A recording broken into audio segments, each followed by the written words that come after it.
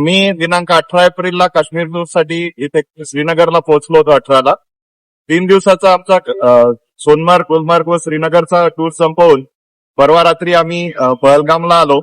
काल दुपारी जेव्हा आम्ही इथून फिरण्यासाठी बाहेर निघण्याची तयारीत होतो तेव्हाच आम्हाला हॉटेलच्या मालक व इथच्या कर्मचाऱ्यांनी कल्पना दिली की बाहेर फायरिंग सुरू आहे, त्याच्यामुळे इथून बाहेर पडू नका.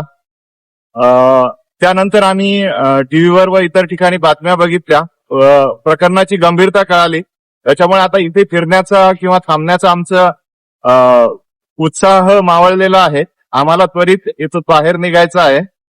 तरी शासनाला विनंती आहे की आमची इथून बाहेर निघण्याची व्यवस्था करावी ही विनंती. आम्ही स्थानिक वाहनाने श्रीनगरला पोहोचत आहोत. धन्यवाद. आपल्या कुटुंबातील काही जण जम्मू काश्मीरला ज्या ठिकाणी हल्ला झाला त्या ठिकाणी अडकल्याची माहिती आहे. कोण कोण आपल्या कुटुंबातील अडकलेलं आहे आणि सध्या त्यांच्यासोबत काही बोलणं झालं का, ते सुखरूप आहेत का? माझा भाऊ मुंबईला GST ऑफिसर निलेश जैन आणि त्याची फॅमिली म्हणजे मिसेस आणि मुलगी आणि माझी 2 मुलं ऋषभ आणि पारस, असे 5 जण जम्मू काश्मीरला गेलेले आहेत. फिरायला गेले होते. 18 तारखेपासून ते गेलेले आहेत. 2-3 दिवस फिरल्यानंतर आता नेमका ज्यावेळी हल्ला झाला त्यावेळी ते पहलगाममध्येच हॉटेलमध्ये होते. त्याच्यानंतर त्यांना हॉटेलच्या प्रशासनाने सांगितलं की तुम्ही बाहेर पडू नका, इथे चकमक झाली. त्याच्यामुळे ते थांबले आणि ते बचावले. आमचा सातत्याने संपर्क सुरू आहे. मोबाईलवरून, व्हॉट्सअप कॉलिंगवरून आमचा संपर्क होत असतो दररोज सकाळ संध्याकाळ. आजही सकाळी संपर्क झाला.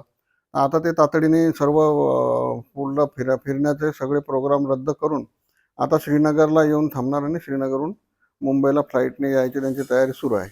बरं. शासनाला या निमित्ताने काय नेमकी मागणी करा?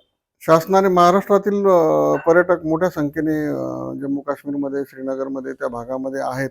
तर या सर्व पर्यटकांना एकत्रितपणे एखादा कॉमन नंबर देऊन किंवा मोबाईल नंबर देऊन संपर्क करून या सर्व पर्यटकांना तातडीने कसं आणता येईल याची व्यवस्था केली पाहिजे. कारण प्रत्येकाच्या घरचे मंडळी जे आहे, घरचे नातेवाईक आहेत, आप्तेष्ट जे आहेत, ते चिंतेमध्ये आहेत आणि काश्मीरातील वातावरण जे आधी शांत होतं ते आता अशांत बनल्याची भावना लोकांमध्ये आहे.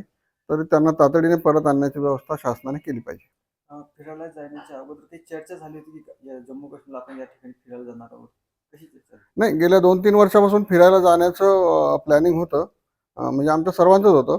परंतु मग आता परिस्थिती सर्व शांत झाली आणि जम्मू काश्मीरमध्ये वातावरण, जनजीवन सुरळीत झालं, सुरक्षित झालं, सुरक्षिततेची हमी वाटली.